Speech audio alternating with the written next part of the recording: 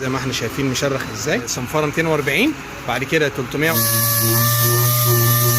من 10 مللي، 6 من 10 مللي حسب موديل العربيه. سنه كده.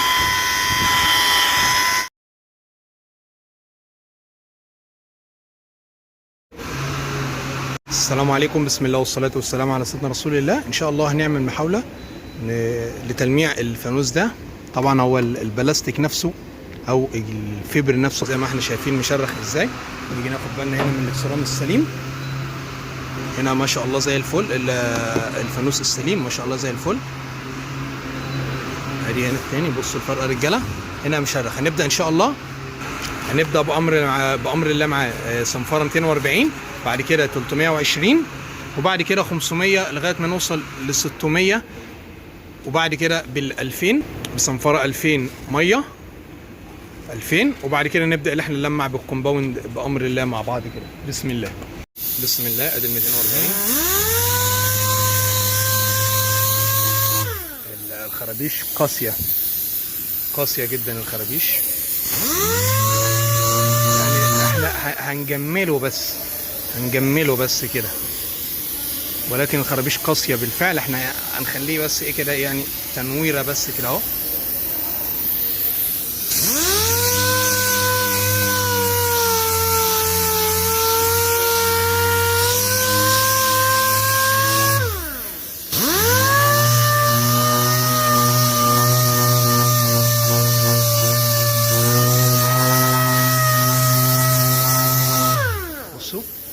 بصوا طبقة الورنيش بدأت تتشال، اللي هي اللي متاكلة، والبلاستيك نفسه بناكل فيه برضو بنسبة بسيطة قوي.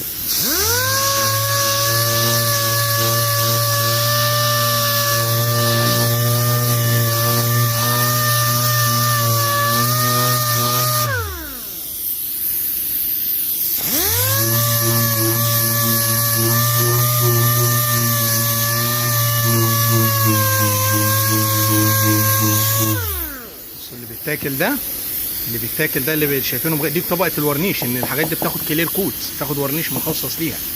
وفي احيانا هتلاقي عندكم ان شاء الله فيديوهات بنعمل الحاجات دي ونرشها ورنيش.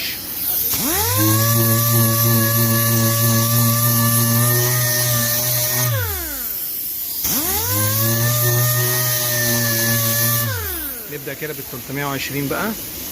320 طبعا احنا الحاجات دي لزقناها عشان مفيش حاجه تلطش هنا ولا هنا.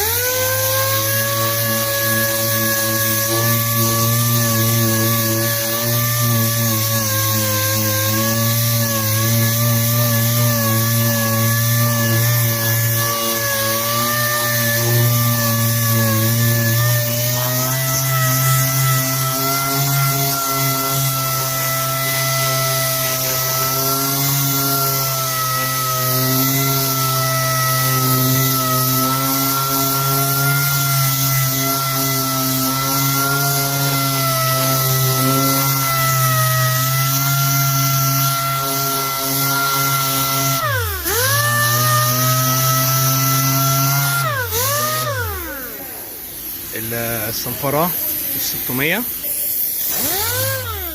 بص كل مره يعني ال 240 كانت هنا، 320 600 تيجي لغايه هنا. طبعا بص انت لو خدت بالك هتلاقي في هنا خرابيش عميقه وحاجات من دي. انت الحاجات دي ممكن تجازف وتقعد تاكل فيها، بس هيبقى على حساب اللي انت ايه عمال تاكل في البلاستيك بتاع الفانوس.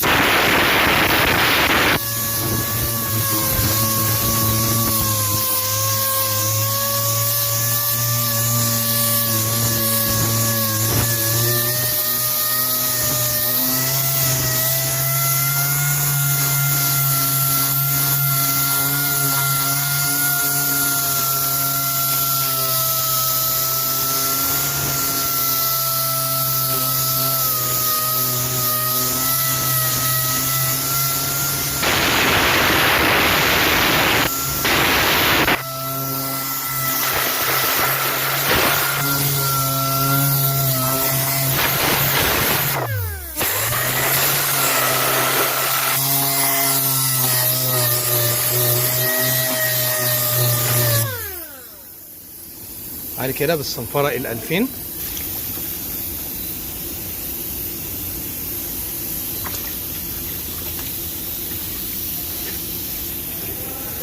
الصنفرة ال 2000 بالمية بقى. بسم الله، بسم الله كده، بسم الله. يعني الخربشه واخدين بالكم يا رجاله، يعني بنسبه كبيره راحت الحاجات دي. ليه؟ كلنا من طبقه الورنيش وكلنا من طبقه البلاستيك عدد ميكرون معين. طبعا ده يعني سمك طبقه البلاستيك ده ممكن يعمل حوالي بتاع 3 مللي حاجه زي كده، يعني كتير. والملي الملي الواحد بيعمل 1000 ميكرون، فانت ما اكلتش حاجات كتير يعني او حاجه، انت مجرد في الخربشه بس. على حسب نوع الفانوس برضه، انا ما اعرفش، هو ما قستوش قبل كده بصراحه، ولكن يعني يعدي ده متهيألي السيكنس بتاعه، الطبقه بتاعته دي اعلى من الصاج نفسه، كمان اتخن من الصاج، مش اقوى من الصاج. يعني الصاج نفسه مثلا ممكن يكون عامل 1 مللي، 7 من 10 مللي، 6 من 10 مللي حسب موديل العربيه. البلاستيك ده بيكون اتخن منه، يعني بنشوفه كده. ممكن بقى احنا نعمل ايه؟ نرش ورنيش، نرش كلير كوت اللي هو الخاص بالفوانيس، في ورنيش خاص بالفوانيس، وممكن ورنيش بتاع العربيات عادي، نوع ورنيش اتش اس كده ان شاء الله، يعني بأمر الله. يعني اخواننا بصراحه جربوها ما حصلش منها مشاكل، يعني بيلمع الفانوس وبتبقى الامور الحمد لله 100 100.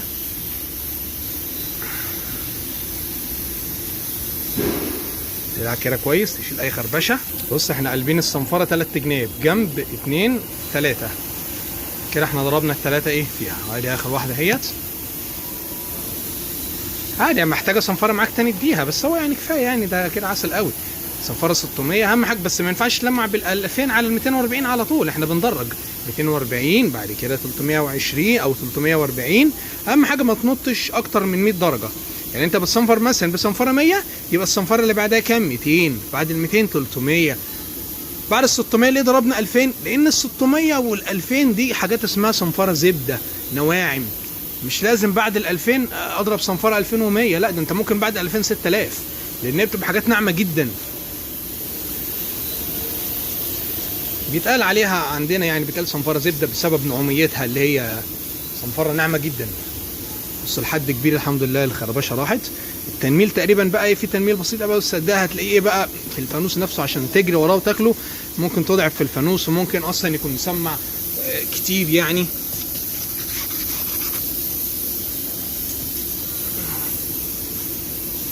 بعد كده نبدا نلمع بالكومباون الناعم، ان شاء الله الامور تبقى زي الفل.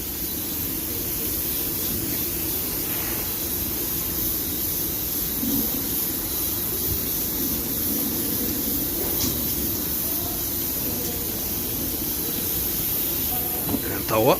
حلوه الفوط الميكرو فايبر ده يا رجاله، بيلمع بقى ان شاء الله بالكومباون والمكنه اللي معه، ان شاء الله تبقى امور زي الفل. كومباون ناعم ادي كده، كومباون ناعم فاين. نبدا اللي احنا ايه نلمع بقى. تسيح كده اهوت، وبالمكنه نبدا بقى يا رجاله ايه سنه سنه كده.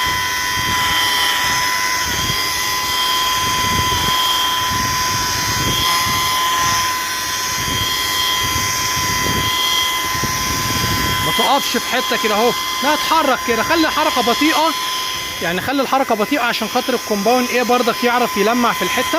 بص بدات تنور ازاي الخرابيش، بص بدات تروح ازاي، واحده واحده كده اهو.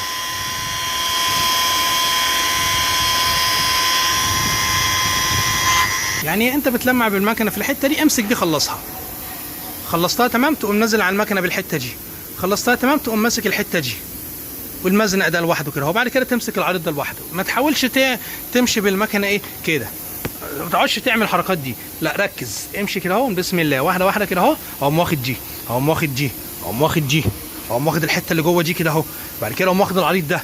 الامور ان شاء الله تطلع معاك زي الفل. بسم الله. هنا بعد عمليه التلميع، تسلم ايديكم يا رجاله، الصلاه على النبي.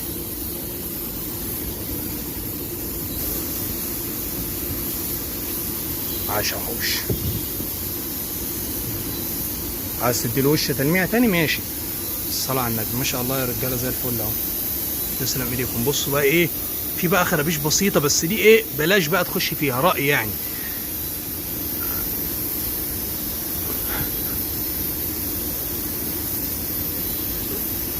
اللي حابب بقى يشوف اللي هو بقى طرق الرش ازاي بالرشاوه ورنيش وتجهيز الرش بتاعها وكلام من ده هتلاقوا ان شاء الله عندكم. اكتبوا في البحث كده بس ايه طريقه رش الفانوس، واكتب بعد منها اسم القناه طرق دهان السيارات او احمد جمال جمعه، ان شاء الله توصل للفيديو على طول.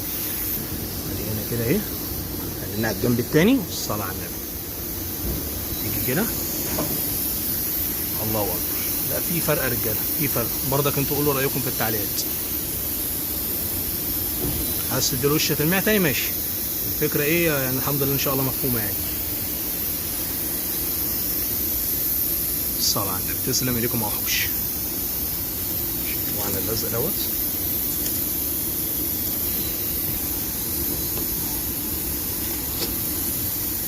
الفيوطة الميكرو فايبر دي جميلة في عملية التلميع بصراحة. اللي حابب بقى يشوف علاج الخرابيش، سكراتشات في الدهان، ازاي بتصنفر تتلمع، تنزيل المكسور، المعجون، تطبيق الفيلر، الرش ده ان شاء الله هتلاقوه عندكم برضه على القناه رجاله، بيحب يتفرج على الحاجات ديت. عاش يا وحوش. الصلاه على النبي. تسلم ايدك. بص حتى حرف الورنيش الكلير كود بتاعه الاصلي مش باين، يعني هو في بعض الاحيان يفضل ان انت تتخلص منه، يعني مش في بعض الاحيان ولا حاجه، يعني اهو بص حرفه ولا في اي حرف ولا اي حاجه. ادام لمعته كويس ان شاء الله مش هيعمل لك غيامه. معنى انه عامل غيامه ان هو عايز يتلمع كويس، يعني ممكن يكون عامل لك زي سحابه كده او حاجه اخر حرف الورنيش اللي احنا جريناه.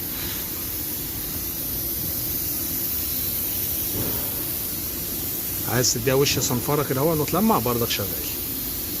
بفضل الله تم كده الموضوع. يا رب يكون الفيديو سهل ومفيد. ما تنسوناش في الدعاء. والسلام عليكم ورحمه الله وبركاته.